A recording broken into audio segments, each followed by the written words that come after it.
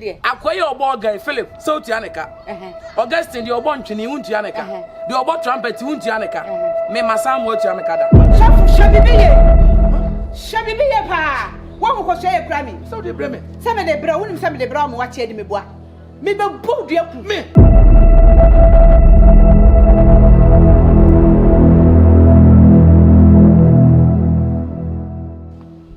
Because already back me, you but so many now we call the baba we be chin because you're the man at chidom. I no kure.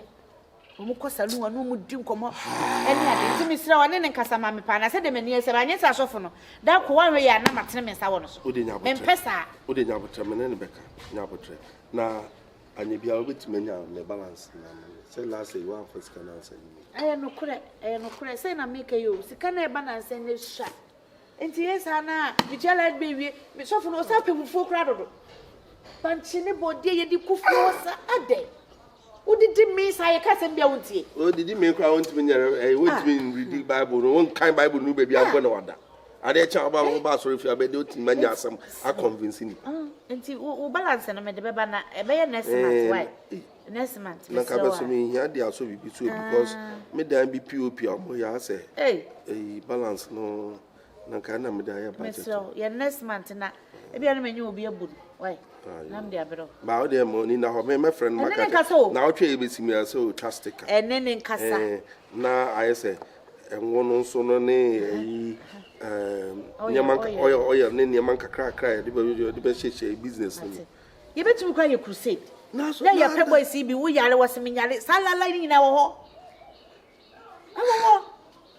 Oh, enti enene kasapa na me say wada mo wo be kwa na wo beda na de say nka me plans mu nka meda o David misro menna menna kura me fridge no kwa me dum no be 1 week ni me gas asan be 3 months me so de nka me ma food so na David misro wo da be ampa me kopoto kura sai me ti fi ha me ni di o fasting kwa na kopoto ntimi ni bi o fi ha David so for dem ko misro na sa men ko wadaruma why kona e chire niam akoko yi awusam se business nye na ba wada why okay na say men ko hu se wan ka se obeda wadaruma okay all right ba o de me from so na me na kasa sansem hunu na wudi ne die me nya me business how because me ji wudi ntina me de obai na ba be gu business na kakra me de to ya la me de akoma no nsam hunu no odi o de me ne be di nkom na so for abo papa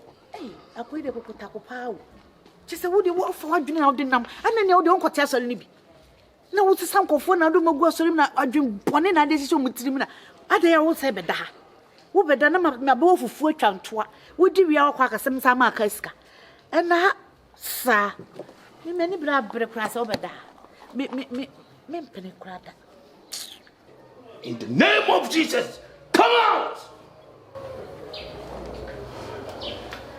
addition the we bibia jani nyina ma nyakopon ehia ne so beto ano naika ne bompai na me be what is wonder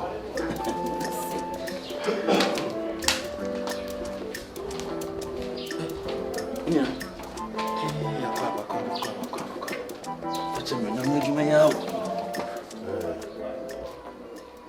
what do you say what do you say I can't share any cousin so they may just hey from the floko unum say juma na ye what do you mean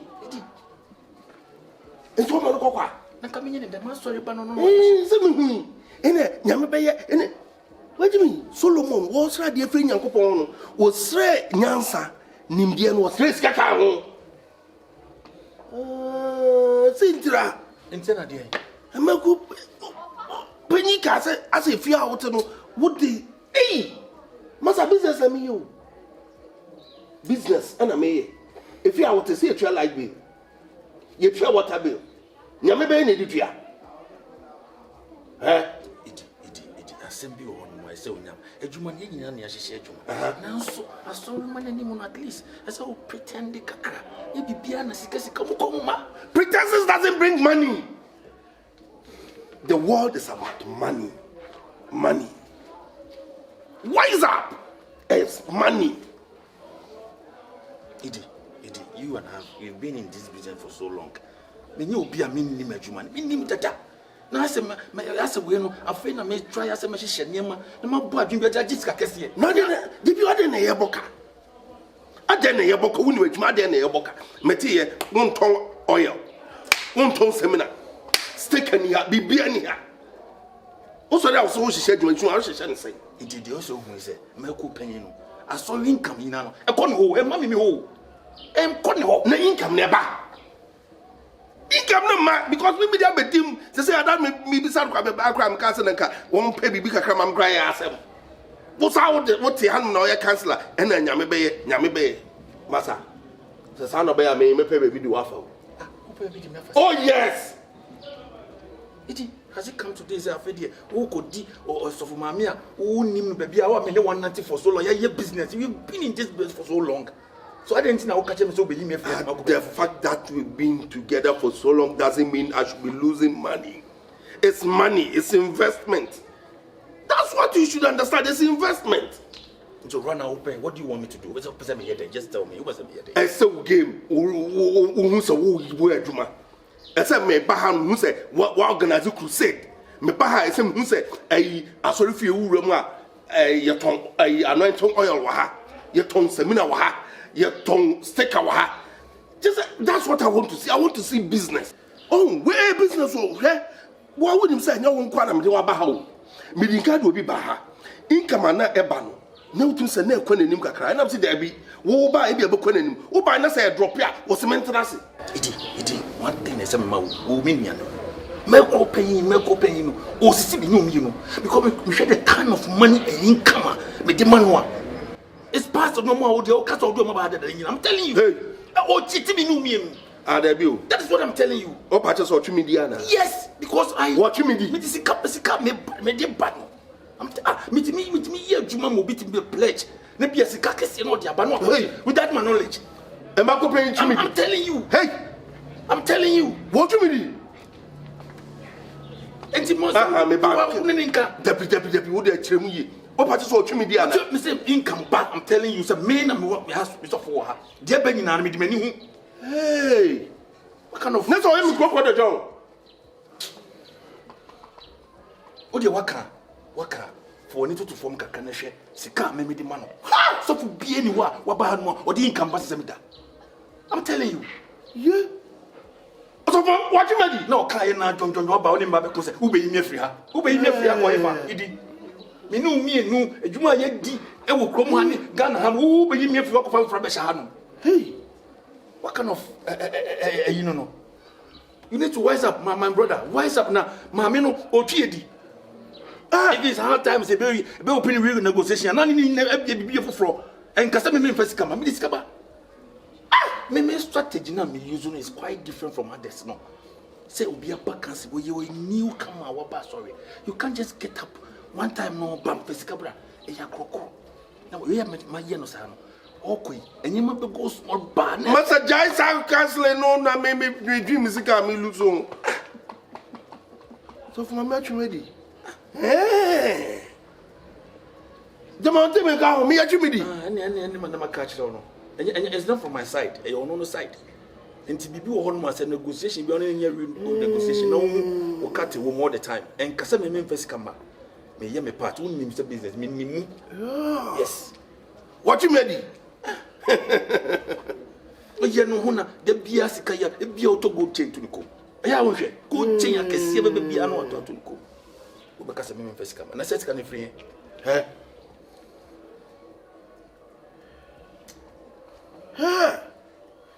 Idi. Obetemenka. What you made you on? Into be call. Any ko na me hwe se Africa na me dey aduane ase. What you made? It said me cafe na dey aduane ase so a me hwe na. Outside. Afi na me yi abeyi me sa. Enti mentra na. Oh, wi munye na me ye me nkwa me ye mti wudi eche. O ba to me nkra na me hu ha wa be say. Na kra sa. Oh, wudi e ne dey. Ewi mu kra nye. Na so aka o she. Why? Is it what you made? Idi ye nkasa. Why? Money now na so ayi. Mako pay here. It me inside. Why? Na aduane no need extra crap. Me, why? Okay. What you ready? Ah. Come on, not you ready.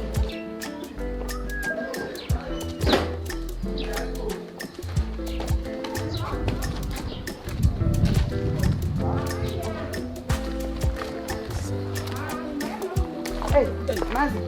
Okay. Papa dear. I go back to now so. Nyame adom. Hey. Don't tell me if you say. Ai, ready say. Yeah, you be a say na no asem ya. Mama fa ko. Oh, David, what do you nyina ho ne why? Nya asem. Mama say wo kra. Se bi anka bi akwansuo bi na akọ. Enye hye.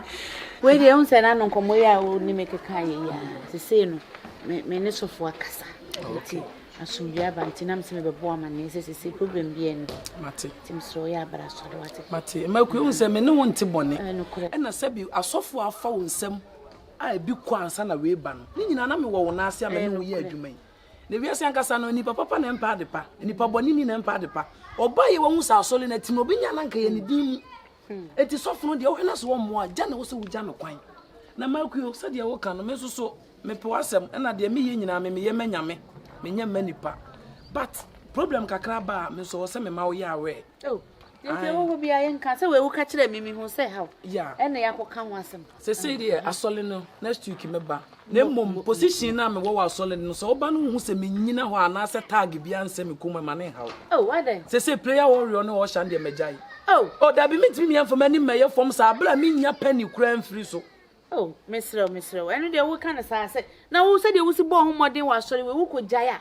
na se wo pese asori na ne makuyo se ne mo ye ne sa de se me mfa no full time de ne mo ntua me ka o hey say because asoli na no me kai se members se was on ye twam 400 what me kan ni nyina oh na nya me na me do mo ba wonim fidodo a me wura mu ede ku de ye mo busa mo ho de nti akwasi ada ni patwi e ba asoli de wonim de me ye no Saturday ahomachi no kura adwuma de wo ye bi na ye tie ne se wo ka se ye mfa full time a enu de me eh to so ne ye ne half time wo de se kakra mo de be mama because they say asofo adwuma yi a mo de mawura mu ni nyame so mi nti me se sofo mama me nya adwuma bi ewo no kura wo se mekodwoada abesi memenda kwasi ada na me de be ko ba bi no so ya asole kese eno so na wo se wo hya me ba me belly di prayers enti sinti Sunday se motete asole de kakra na kakra bi kura na se wo hya gididia ade abia wo se wo ka se bi a ye de kakra bi ni amfa ma ende betumi adwene ho na se wo ka no full time na se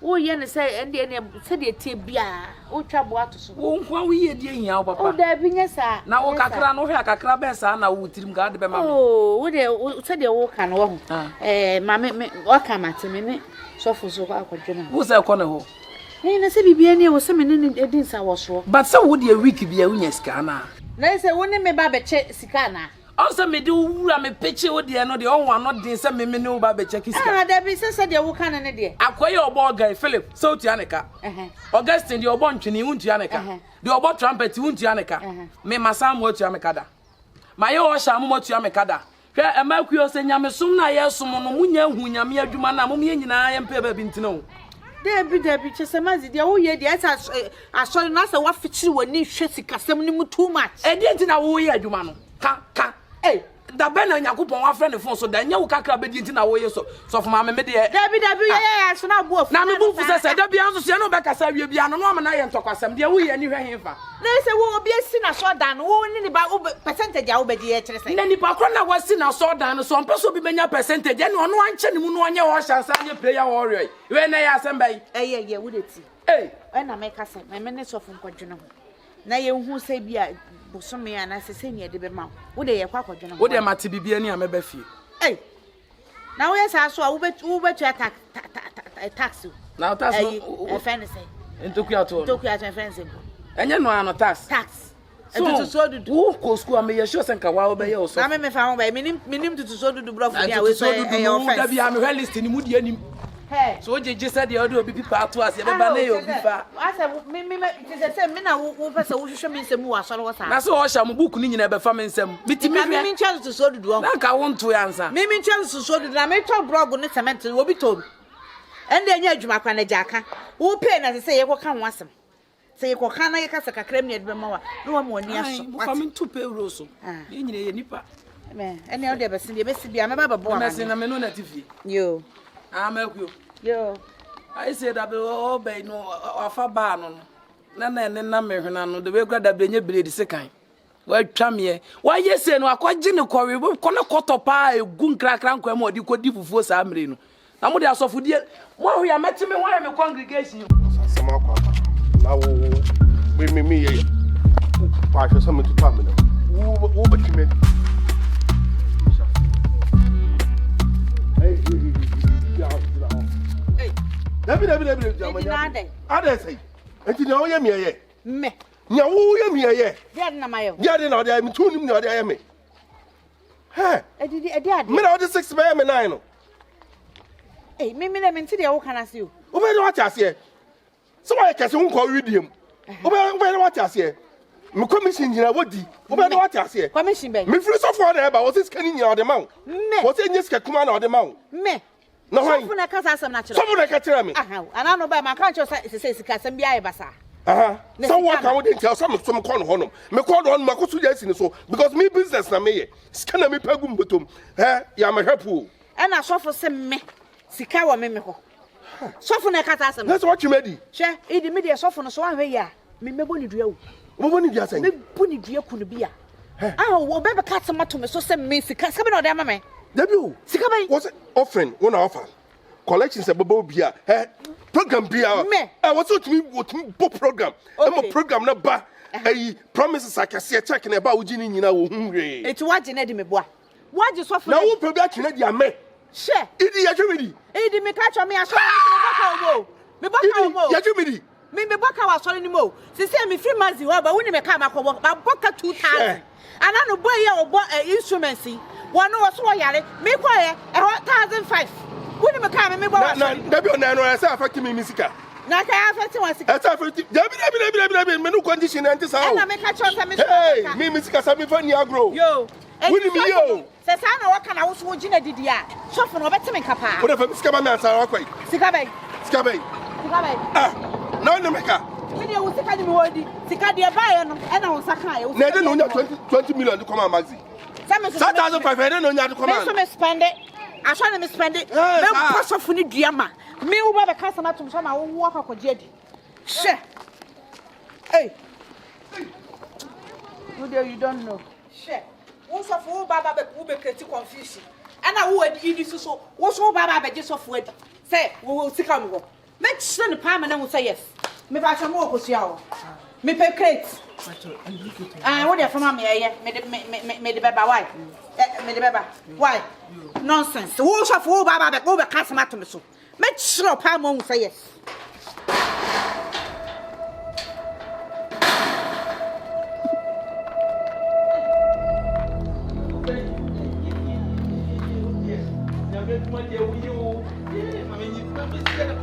Sofu shabibiye. Shabibiye pa. Wo mo ko shey ekura mi. So dey breme. Se me dey bra, wonim se me dey bra mo wa che di me boa. Me be bu dua ku. Me. Yes. Aden. Wo bi sam sa de. Dia sa na ka kire di. Oh. Dia sa na ka kire di. Wonim se di wo ni pa boni ni, wo ye kela, wo betumi akuma to atwene. Wo ko ka se ma atumi so akire di. Wo ka kire di se se. Me ko penyin enu sa. Wo ni Bible pa wo bo so fu wo. Me ni Bible na wo ma wo. Me sim edi no wo be kuma to atwene. Eti wo be ma obi akume no, me so be kum. Ukume. Yes. Yes. Asamba. Dia sa na ka kire di. Kitene se enya asem bia o. Na dia. Ko se bia ono na anti ase yi na. Freidi ka kire ni sa na ka nyina wo boa. Me ko penyin. Me se Freidi. Enya asem bia o. Wo se wo fo. Freidi nya sa me ya wa achi sesi a. Be ko ni tretre. She. Wo be ye sika dwuma na wo de nya be di agro. Me ba bia me ka cho say you careful, you steady me ka huntie. Wo de wunnim nti. Edi, ho ye de. Na say di asem na me ne okay. Nya asem wan ti masibi. Me ka se sika on. Edi ni so ye sa. Me srew. Enti sa nya sa na me ka no why. Enya sa, o ma so for mama me ko penyi bofu anu mo. What ase se nya no kure. Eno na me ka no nya sa na me pa kire. Why? Nya sa na na wo pa kire. Nya sa na tie. Sika bia ni me wa.